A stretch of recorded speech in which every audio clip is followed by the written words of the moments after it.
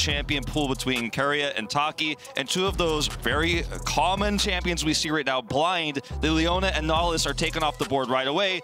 Zeus's Jace also taken away right off the bat here, so a lot of research definitely going into this one here for Saigon Buffalo. Yeah, and you know, we were talking about some of the shared champion pools, also Froggy playing a bunch of Ahri. Faker, obviously very well known for playing that in recent times as well. Also, take a look at the Caitlyn ban there for the bottom lane. So we're very curious about, you know, what the AD carry meta is going to be, but I think that Gumayusi still will command that respect on that champion. And I think Jat said it best on the desk earlier, is if you have a strong expectation for what the meta will be, you're probably going to be wrong at this stage, because we simply just do not have enough information, and I think the teams themselves haven't settled down yet what is going to be the top picks. But we're leaving Twisted Fate open against Faker in a team that's very famous for their early game macro and control of first Rift Herald into taking down towers early. Very powerful pick that works with so many different types of compositions, so it's no surprise to see Faker pick that one up very early here. Yeah, and take a look at this. You know, some small buffs going over to Tristana, especially for her late game scaling. Looks like that will be the choice here. So Shogun gonna get his hands onto this Tristana very early on. And you were talking about, you know, banning away T1. It's rough, man. It's never easy. You got to choose one. They let that go. And take a look at this. Wukong just straight up coming out here. Yeah, Wukong blind as well here very early on in this draft. In the LCK region, we almost never see this champion. It's been called for quite a bit. Nami picked up very early here, usually paired with the Lucian. Of course, Lucian's still open, so that could be a pick here to try to dominate the early laning phase, where Gumayusi and Keria, Gumayusi if you want to put their names together, have had the most dominant 2v2s in the LCK out of any bottom duo.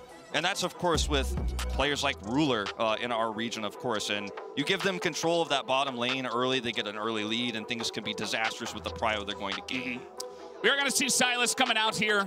Pretty common response to the TF. Just want to make sure you have some globals yourself. You take away that Destiny Gate, and you're getting around the map yourself as well. Can put on some pressure in the lane. Not going to go for the Galio, another response that we do see, even the Rise as well. But again, you know, the meta's shifting. We're here on 12.8, and things will look different. Yeah, I really like this Rakan ban as well for the Lucian Nami lane. Definitely things can go awry when you're trying to put that pressure on with Rakan in those 2v2s. And the Viego ban here is a very owner-specific ban, especially considering that you have CC set up already in the mid lane with the Twisted Fate. So that's what we've seen Oner and Faker rely on, whether it's the Ahri pick into the Viego or the Twisted Fate into the Viego. Very strong combo.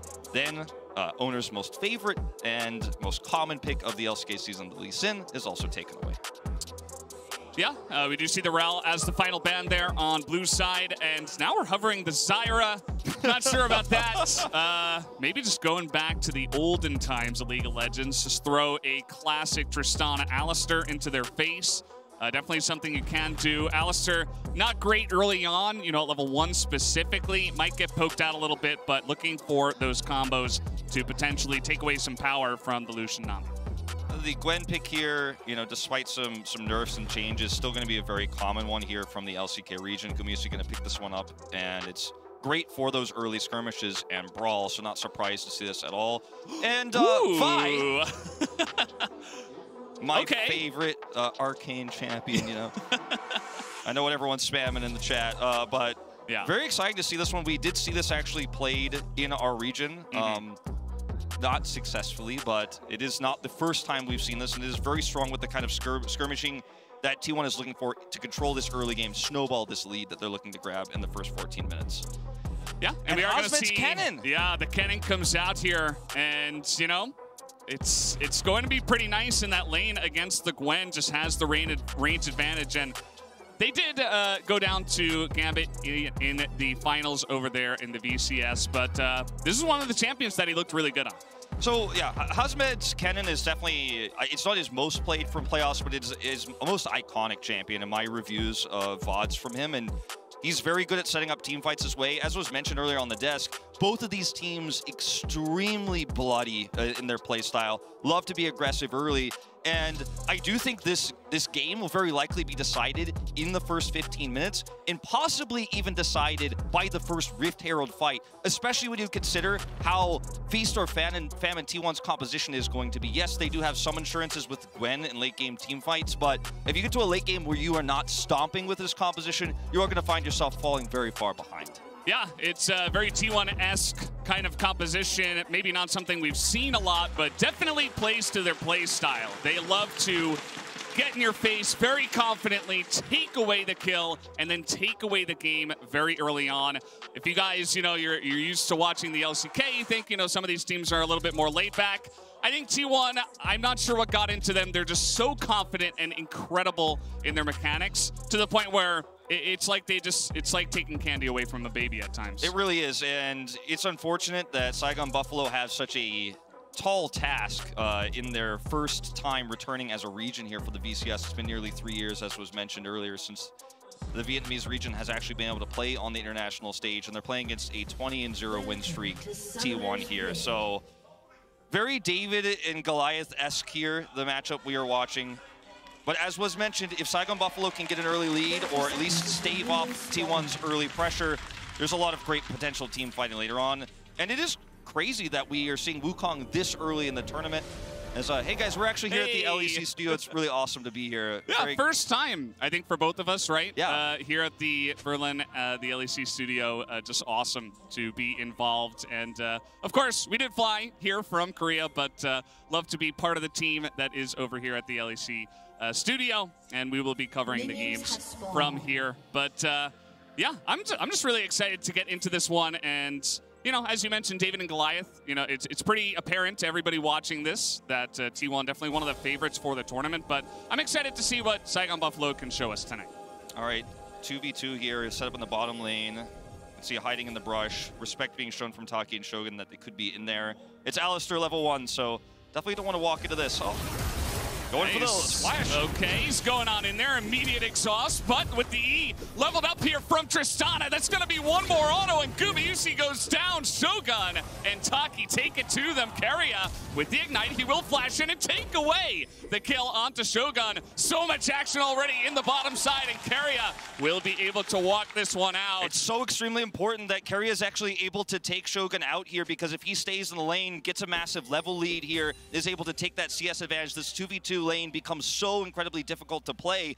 But such an incredible heads-up play here from Taki, going for the flash early, gets the knock up there, expecting T1 is in the brush, and T1 were just simply not ready for it. So you can see this here, sweepers out, and it's very clear to both these teams, there's a very high chance they're in there. Taki just goes straight up for the flash knock-up here. As soon as he sees them, gets the double knock-up, and you can't compete against this damage this early on with the Tristana. Yeah, I mean, that's the thing. This is why this duo has been around in League of Legends forever. It's that you get the CC, and Tristana has an insane amount of burst early on. And, made it a reflex game here, I mean, really. Yeah, absolutely, as we're going to see some trading here in top and mid. Haven't taken too much of a look at these two lanes just yet, but as you can see, Froggy already putting on some pressure on the Faker here in the mid lane. And yeah, it's going to be interesting to see, guys like Froggy coming on over here, as we will have another combo here, but Taki getting a little bit chunked out. Yeah, notice how differently things go when Taki's not getting a double knock-up, right, in a fight like this, with Lucian being able to kind of poke and do that consistent damage, with Nami, of course, being ranged as well. It's a little bit tougher to actually continue to put that pressure on here in this 2v2. Oner nearby as well.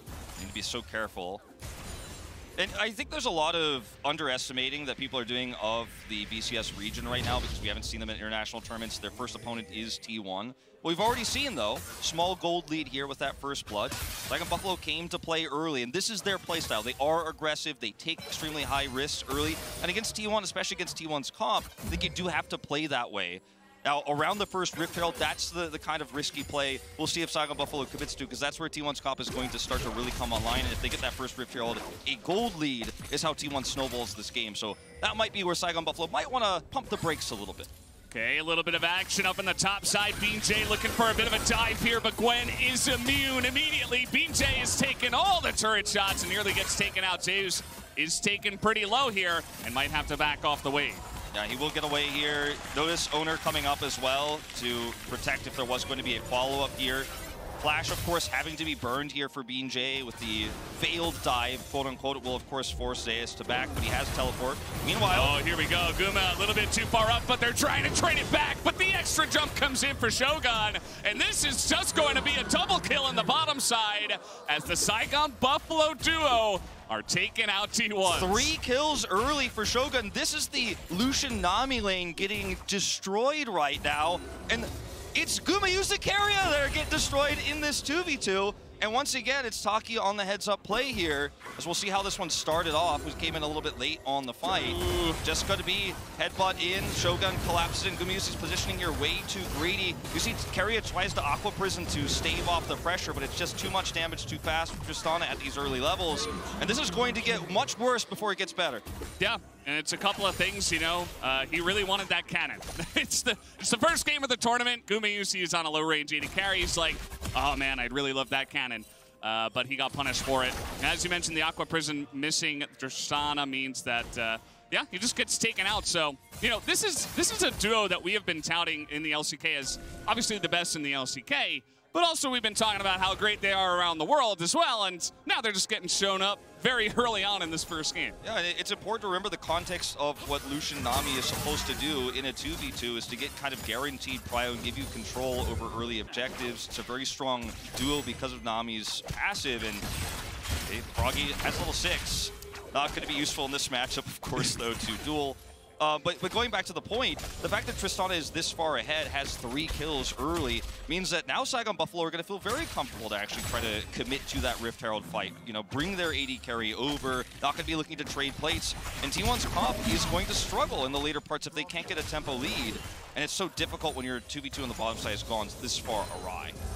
Yeah, so Oner is down here. He's not level 6, but neither is BeanJ, who is hanging around the area. This first Drake, being a Hextech Drake, can be pretty nice to pick up early. T1 not necessarily a team that like to collapse on the early Drakes and really make a move on it. They love to get the early Rift Heralds, as they'll have to hold that thought. We are engaging on the Oner here, but Taki and BeanJ will pump the brakes and just get out of here. Yeah, so... Again, you know, we haven't seen the power of Shogun's gold just yet because he's still sitting, of course, on that Noon Quiver. And, you know, this is going to really explode and balloon very soon, but we haven't quite gotten there just yet. So Gumayusi and Keria, you can see they are essentially functionally doing what this Lucian Nami lane is supposed to do despite the 3 kills here for Shogun at the moment. But as that Rift Herald does start to spawn, it's going to be a very strong moment for Saigon Buffalo because Tristana does have this extra gold. They do have a Kennen who has Flash and ult available. We haven't really visited the top side of the map that much this game, but the fact that they can look for that scrappy team fight with the Sylas here as well, which is such a common response to Twisted Fate, is meaning that Saigon Buffalo can take an early lead. Here we go. This is the Destiny Gate stolen, and Guma is up the river, and he actually does have a pretty nice gap, so... a great instinctual response, I would say, here from Guma to go the correct way and escape any death. Yeah, it was not going to stick around to try to clear that control ward. It's going to leave here right away. But the Skivs, of course, again, showing a lot of control here of the bottom side. Not quite able to take this plate out just yet. But Rift Herald is spawning. Shogun, he's going to have the fast track over there. Remember, this is a Kennen that has Slicing Maelstrom, one of the strongest ultimates in the game on Rift Herald fights. But the pressure in this lane means he can't really get there. Take note that Faker has Ignite from the Unsealed Spellbook, also has the ultimate advantage right now, as it's going to be big for T1 to try to get the advantage around this top side. And you see that BeanJ and Hasmed, they will be called off. They're not going to try to collapse onto Zeus or anything like that. So Faker just, his presence is felt for sure. Yeah, and this is so unusual.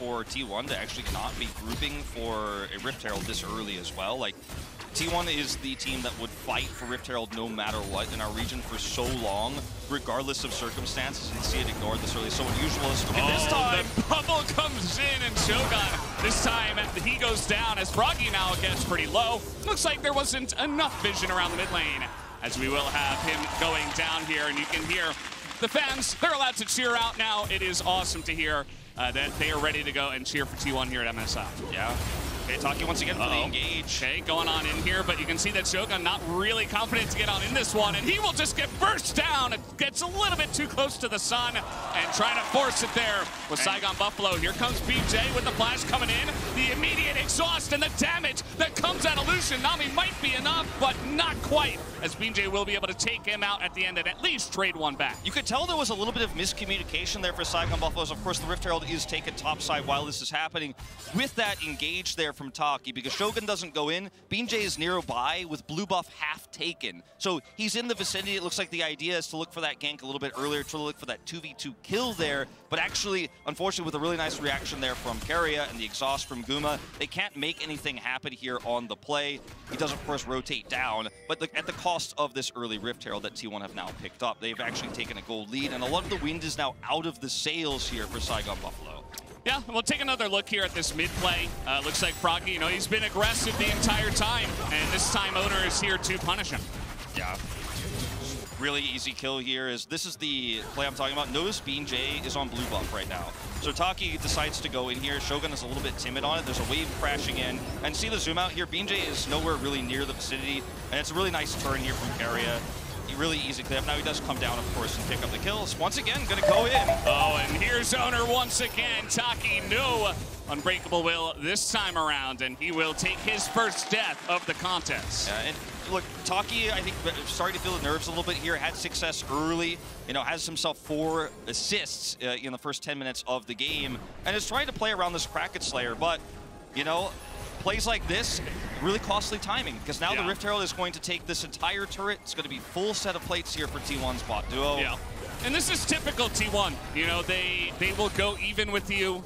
They might take an early lead, but they will get the Rift Heralds either for free or for not, and then they will just take your turret by, you know, 11, 12 minutes. Get all the plates, Gumayusi gets super fed, and they love to close out games from there. At least Saigon Buffalo, with all the pressure on the bottom side of the map, they will be able to take this Hex Tech Drake, but just a bit of a consolation prize at this point. You'll note that this is the first Drake of the contest, so we're not really getting too close to the soul or anything like that for Saigon Buffalo. You'll notice also a plate is taken here in the mid lane as well. Faker's able to pick that one up because they needed all that extra pressure, that prio that was brought towards this Drake while losing a turret. So they're able to stop the turret from going down, that last plate from going down. They get a Drake, and they still lose a plate in the mid lane. T1 is going to find gold everywhere on the map when they have an edge like this and that Rift Herald power. This is, as you said, what they're so famous for in the LCK. The late game team fighting is great too, but they usually go to that late game with a massive gold lead.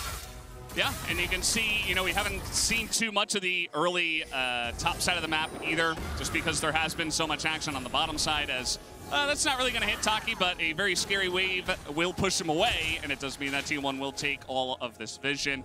But yeah, I mean, after that early dive on the top side, didn't really get the kill onto Zeus. He has been just holding strong, going even, and taking some plates himself. Yeah. If that tidal wave hits, it's you know, definitely a kill there. So I respect the attempt here from the Nami, in this case Keria, looking for it.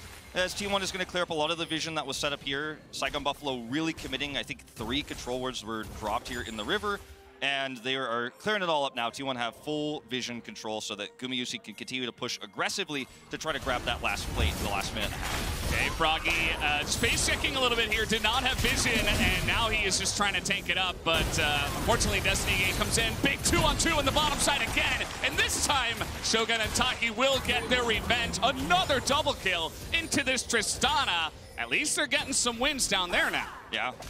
And it's, you know, starting to really become a ballooning problem that T1 are going to have to deal with. This Tristana, who's, you know, on this patch and has subsequently been buffed and is going to be stronger in late game scaling situations against a Lucian that, you know, is very low range. It is going to be very difficult to team fight with later on. We're going to pick up some extra gold here. Complete control now. This pendulum swings back to Saigon Buffalo in the bottom lane. At the cost of mid plates, of course, here. This might be a race for first turret blood, as we do see Oner and Faker really trying to take this one down. But I think that Taki, or rather Shogun and BeanJ, should get the win, and they will. The first turret blood will go the way of Saigon Buffalo as a stolen Vi ultimate, as in goes Froggy extremely aggressively just to try to save this turret. And he will, as here comes Hasmed. He's got the angle onto Faker, as Faker will get comboed, and he's trying to get CC'd 100-0, and now with 4 members of the Buffaloes. He will be taken down. I cannot overstate, I think, the lack of respect that T1 has shown, actually, in this game in several moments where they're looking to trade objectives. They lose the race, of course, because it's a Twisted Fate hitting a turret, right, versus Tristana on the bottom side.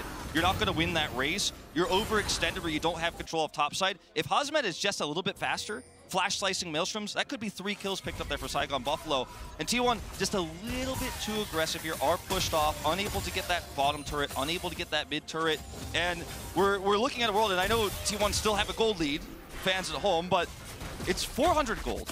And it's T1 against the VCS's second team, right? Not even their #1 team. A much closer game than we expected. Okay, we're going to have culling against culling, but Kingslayer's not going to help him survive as Froggy, once again, it seems like just a little bit out of position, and that will be his 3rd death here. T1 definitely taking advantage of that mid lane a bit here. Yeah, Gale Force here versus no Mythic available for Froggy as well. You can see the item differences here really coming into play. That extra execute damage for Guma is going to allow him to get this kill.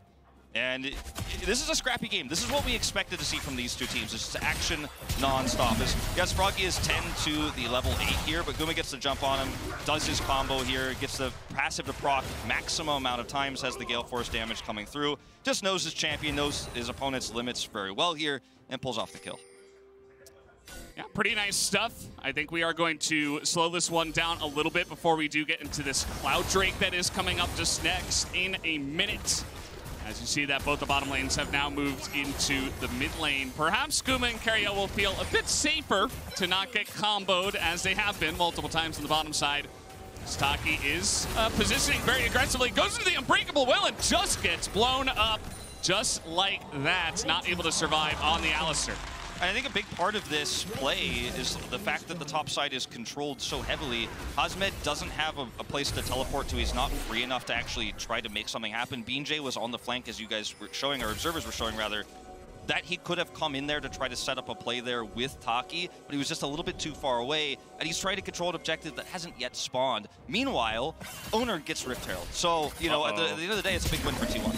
Zeus has been stalked through the jungle, and now he's got to go 1v2 in his Shroud, as now the Gwen ultimate is stolen. The damage not quite there. Zeus will survive as Keria gets there just barely on time, and BeanJ is going to get ignited down by Keria, who will pick up the kill, and now Oner is looking for a little bit more. Meanwhile, topside Faker survives there. Hasmed even commits the flash, is unable to kill him. And Shogun is just dead here, does not have another jump. That is going to be a killing spree now for Oner, who casually picks up the Vi and is now 3-0 in the first game of MSI. What do you think about the Nami impact in professional play in recent times? Of course, we've seen Nami years ago in many different other matchups, but in professional play, it's usually just for controlling the 2v2 in the laning phase, but how Keria has been able to use his ultimate as a peeling tool in so many of these scenarios on the bottom side has been fantastic and has really punished some overextensions from Saigon Buffalo. This means second Drake is picked up here for T1. Rift Herald still in Oner's hands, and T1's experience here, and I think patience is paying off. Not again, Taki. Okay, he is going to get out alive here with this one, as Culling will be stolen by Froggy, but yeah, Guma has a Nami behind him, so he will be totally fine.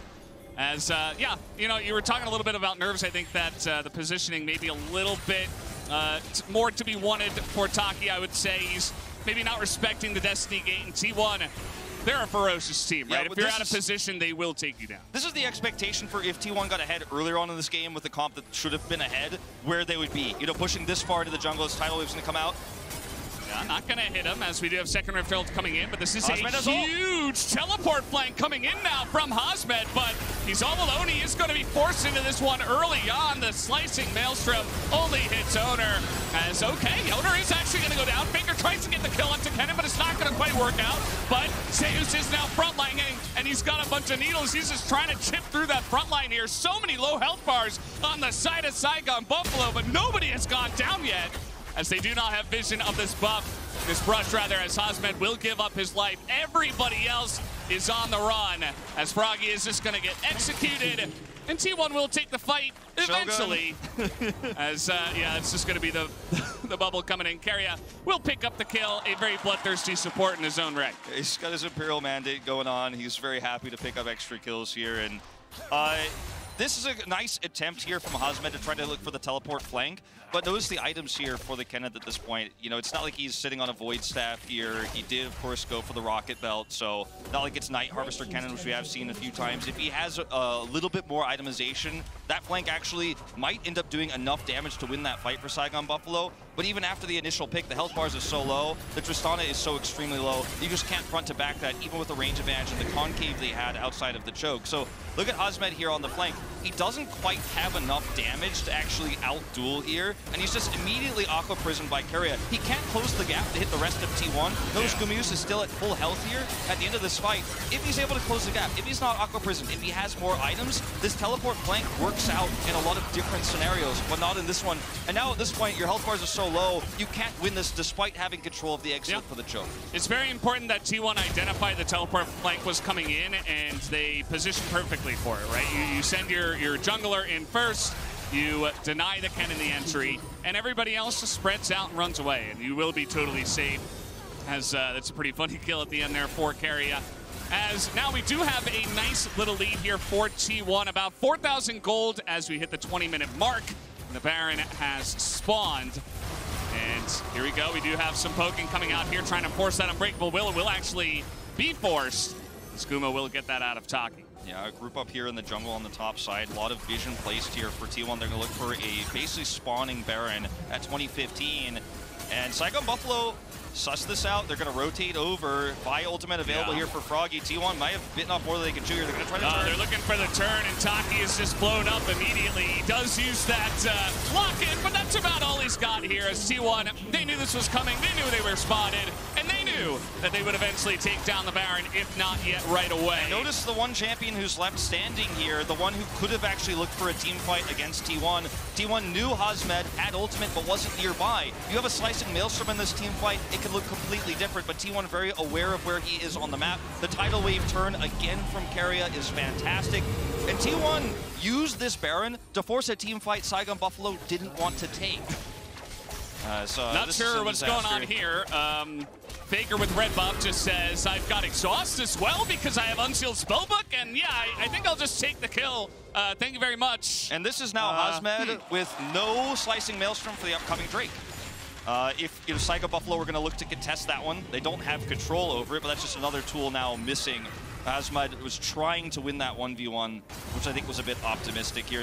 Notice the tidal wave from Keria. They force Saigon Buffalo into this choke point. Notice Keria's positioning on the right side here, as we're already in another fight. Okay, well, Saigon, they try to get something going here. They have a teleport coming in, and Oner will respect it. He will actually flash away. Immediately goes back in as they notice the sad Wukong all alone. And this is just the dominoes falling one by one.